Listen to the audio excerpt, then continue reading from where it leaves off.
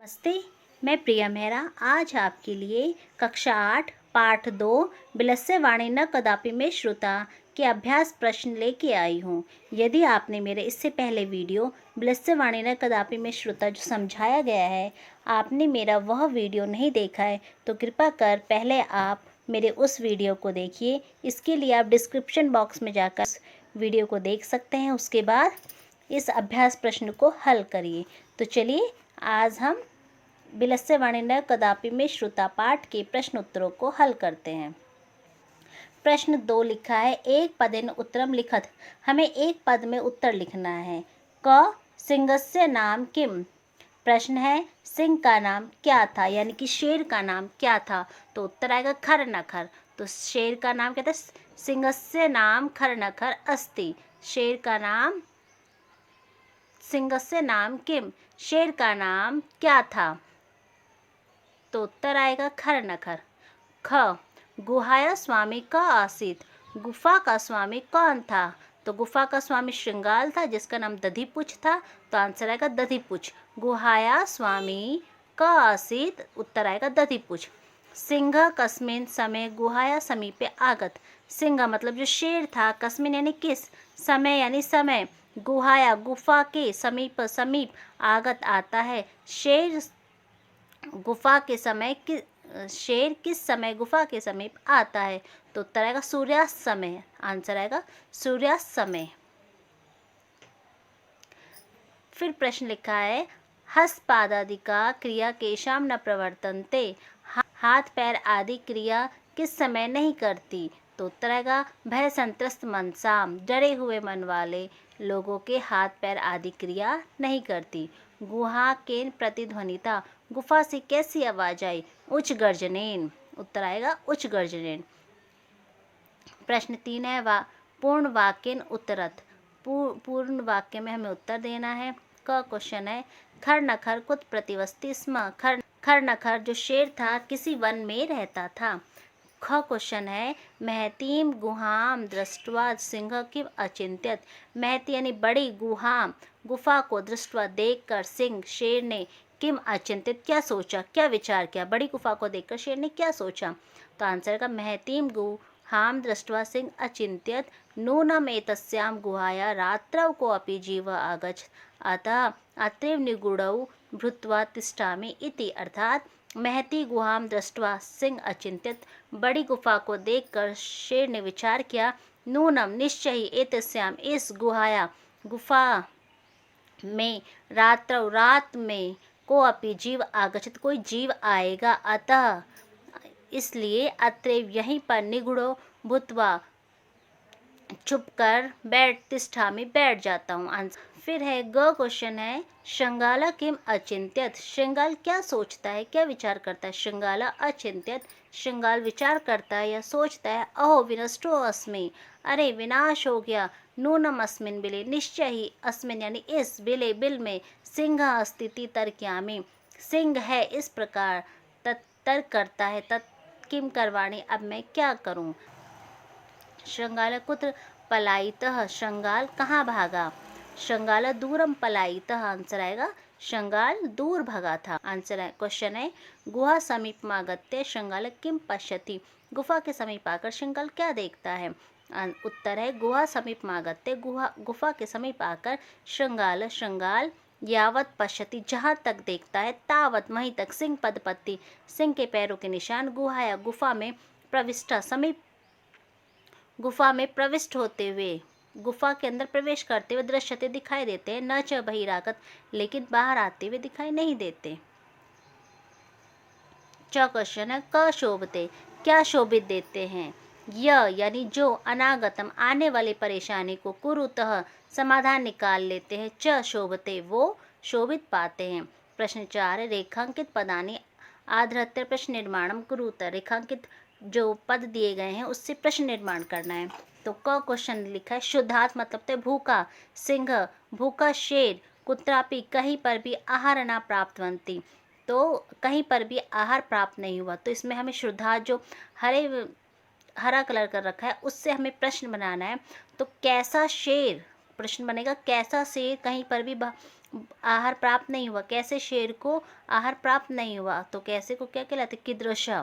कैसा शेर कैसा था, भूख से व्याकुल था। तो शुद्धतः सिंह कुत्रापि आहार न प्राप्त, तो शुद्धतः के स्थान पे कीदृश आ जाए, कैसा सिंह कुत्रापि आहार न प्राप्तवान, कैसा शेर कहीं पर भी आहार प्राप्त नहीं करता।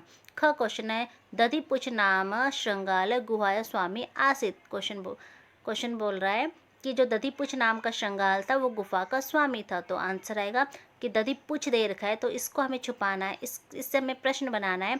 तो किस नाम का श्रृंगाल गुफा का स्वामी था, तो किस नाम के लिए हमें शब्द का प्रयोग करना पड़ेगा, किम। तो आंसर आएगा किम नाम श्रृंगाल गुहाया स्वामी आसित, किस नाम का श्रृंगाल गुफा का स्वामी था। ग क्वेश्चन दिया है, एषा गुहा स्वामिनः सदा आह्वानम करोति। ऐशाम यानी यह गुफा स्वामिनः स्वामी को सदा हमेशा आह्वान पुकारती है, कि यह गुफा स्वामी को सदा पुकारती है। तो यह गुफा किसको सदा पुकारती है, तो क्वेश्चन क्या बनेगा, यह गुफा किसको सदा पुकारती है, किसका आह्वान करती है। तो किसके के लिए कस्य शब्द का प्रयोग आएगा, तो आएगा क्वेश्चन बनेगा एषा गुहा कस्य सदा आह्वानम करोति।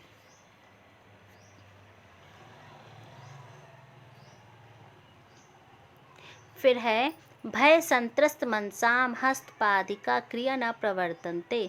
भय संत्रस्त मनसा होता है डरे हुए मन वाले का हाथ पैर आदि क्रिया नहीं करते।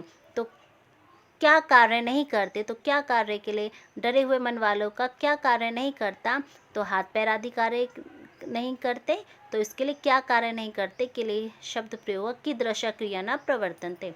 तो उत्तर आएगा भय संत्रस्त मनसाम कीदृश क्रिया न प्रवर्तन्ते, डरे हुए मन वालों का क्या कार्य नहीं करती। आह्वाने श्रृंगालय विले प्रविश्य सिंह से भोज्यम भविष्यति। आह्वान करने पर श्रृंगाल बिल में प्रवेश करेगा और शेर का भोजन बनेगा। तो आह्वान करने पर श्रृंगाल कहाँ प्रवेश करेगा, तो कहाँ के लिए कस्मिन शब्द का प्रयोग होगा। तो प्रश्न बनेगा आह्वाने श्रृंगाले कस्मिन प्रविश्य सिंह से भोज्य भविष्यति। पांचवा प्रश्न है, घटनानुक्रमानुसार है वाक्यानि लिखत कि हम पहला है, गुहाया स्वामी दधिपुछ नाम श्रृंगाल समागत।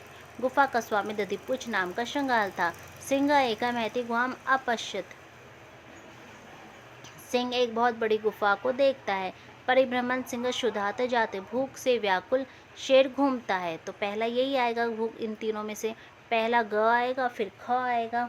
दूरस्थ, दूर से, दूरस्थ मतलब दूर से श्रृंगाल, रवम कर्तुम दूर से श्रृंगाल आवाज करता है। दूरम पलायमानम, दूरम पलायमानम श्रृंगाल श्लोकम पठत, दूर दूर भागता हुआ श्रृंगाल श्लोक पढ़ता है। गुहाया को अपि अस्ति इति श्रृंगाल विचार, गुफा में कोई है इति इस प्रकार श्रृंगाल विचार करता है। तो देखिए इसका क्रम क्या बनेगा, सबसे पहले हमारा परिभ्रमण सिंह शुद्धात जाता आएगा, फिर सिंह एका महति गुहाम अपश्यन, तीसरा आएगा गुहाया स्वामी दधिपुछ नाम श्रृंगाल समागच्छत, यानी कि पहले ग फिर ख फिर क। उसके बाद आएगा गुहाया को अपि अस्ति इति श्रृंगाल से विचार, गुफा में कोई है इस प्रकार श्रृंगाल विचार करता है। दूरस्थ श्रृंगाल एरवम कर्तुमारभ, दूर होकर श्रृंगाल कोई आवाज करता है। सिंह श्रृंगाल से आह्वानम करोति, सिंह श्रृंगाल का आह्वान करता है। दूरम पलायमानम श्रृंगाल श्लोकम पठत, दूर भागता हुआ श्रृंगाल श्लोक पढ़ता है। तो देखिए हमारे ये क्रमानुसार वाक्य पूरे होते हैं। इसका आंसर मैंने नीचे लिखा है, पहले ग फिर ख फिर क, फिर इसके बाद छ, फिर घ, फिर अंग, फिर च।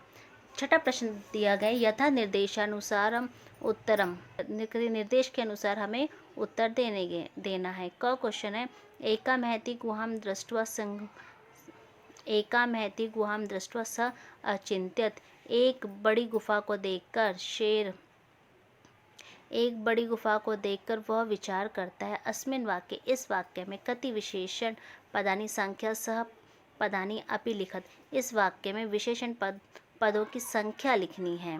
तो देखिए अस्मिन वाक्य द्वे विशेषण पद है, इस वाक्य में दो विशेषण पद है। पहला एकाम संख्यावाची शब्द भी विशेषण कहलाते हैं और महती, बड़ी, बड़ी ये शब्द क्या है, विशेषण है। ख क्वेश्चन है तदहम अस्य आह्वानम करोमि, तदअहम तब मैं अस्य उसका आह्वान करूँगा, तदअहम अस्य आह्वानम करोमि तब मैं इसका आह्वान करूँगा। अत्र अहम इति पदम कस्मै प्रयुक्तम, ये अत्र यहाँ पर जो अहम शब्द है किसके लिए प्रयुक्त हुआ है, तो देखिए अब तब मैं इसका आह्वान करूँगा, तो इसमें जो अहम शब्द है ये सिंह के लिए प्रयुक्त है। सिंह ने ही कहा था, श्रृंगाल के लिए कहा था ये बात। यदि त्वं माम न आवायसी अस्मिन वाक्ये कर्तृपदम किम, यदि तुम मेरा आह्वान ना करोगे, इस वाक्य में कर्तृपद कौन सा, तो तुम इसमें क्या है, त्वम क्या है, इसमें कर्तृपद है, कर्ता पद है। कर्ता पद वो होता है जो काम को करता है। तो यदि तुम माम ना आवायसी, यदि तुम मेरा आह्वान नहीं करोगी, तो इसमें जो तुम शब्द है वो बिल के लिए आया है और ये कर्तृपद है। सिंह पदपति गुहाया प्रविष्टा दृश्यते अस्मिन वाक्ये क्रियापद किम, सिंह के पैरों के निशान जो गुफा में प्रविष्ट होते हुए दिखाई दे रहे हैं, अस्मिन वाक्ये क्रियापद, इसमें क्रियापद छाटना है तो क्रियापद इसमें है दृश्यते। फिर है लास्ट प्रश्न है इसमें, वने अत्र संस्थस्य समागत जरा, वने अत्र यानी इस वन में संस्थस्य रहते हुए जरा समागत, मुझे बुढ़ापा आ गया, अस्मिन वाक्य अव्यय पदम क्रिया किम, अव्यय पद किम, तो इसमें जो बोला गया है अव्यय पद वे शब्द होते हैं जो संज्ञा सर्वनाम क्रिया विशेषण के आधार पर कोई परिवर्तित नहीं होते। तो इसमें अत्र शब्द क्या है, इसमें अत्र शब्द अव्यय है। 7वां प्रश्न है मंजुषात अव्यय पदानि चित्वा रिक्त स्थानानि पूर्यते, तो इन रिक्त स्थानों की हमें पूर्ति करनी। तो चलिए हम इसको करते हैं। लिखा है एकस्मिन वने, एकस्मिन यानी एक, वने यानी वन में, किसमें का कश्चन, कश्चन यानी किसी, व्याधः मतलब होता है, व्याधः मतलब होता है शिकारी, जाल विस्तारे जाल को फैलाकर, दूरे, दूरे मतलब दूर, स्थित चला गया, एक जंगल में कोई शिकारी जाल को फैलाकर दूर स्थित दूर चला गया। क्रमशः इसी क्रम में आकाशात, आकाश से सपरिवार, परिवार सहित कपोतराज, कबूतर राजा सहित नीचे आगच्छत, नीचे आते हैं। यदा कपोता तंडुलान अपश्यन, यदा यानी जब कबूतर चावलों को, तंडुलान मतलब चावलों को अपश्यन देखते हैं, तदा तब, तेषां लोभो जाता तब उनमें लोभ उत्पन्न हो जाता है। परम राजा सहमत नास्ति, परंतु राजा सहमत नहीं होता। तस्य युक्ति आसीत, उसकी युक्ति होती है या उसका विचार होता है कि यदि वने को अपि मनुष्य नास्ति, यदि जंगल में कोई मनुष्य नहीं है, तरही तो कुतः तंडुलानम, संभवतः तो चावल कहाँ से आए। च और राज्य उपदेशम, और राजा के उपदेश को अस्वीकृत करके कपोतः कबूतर तंडुलानम चावलों को खादी तुम खाने के लिए प्रवृत्ता जाले, जाल में च निपत्ति और गिर जाते हैं। अतः उत्तम, इस अतः कहा गया है सहसा मतलब अचानक, विधित न क्रियाम, अचानक हमें कोई कार्य नहीं करना चाहिए। तो देखिए इसका आंसर हमारा लिखा हुआ है, ये नीचे पहले में क्वेश्चन, दूसरे में दूरे, फिर नीचे यदा तदा यदि तरही परम च और सहसा। तो हमारा ये पाठ पूरा होता है। मैं आपसे उम्मीद करती हूँ कि मेरे द्वारा जो ये पाठ के प्रश्न उत्तर कराए गए आपको समझ में आया होगा। तो आप कृपा कर मेरे चैनल को लाइक करें, कमेंट करें, शेयर करें और सब्सक्राइब करें। धन्यवाद।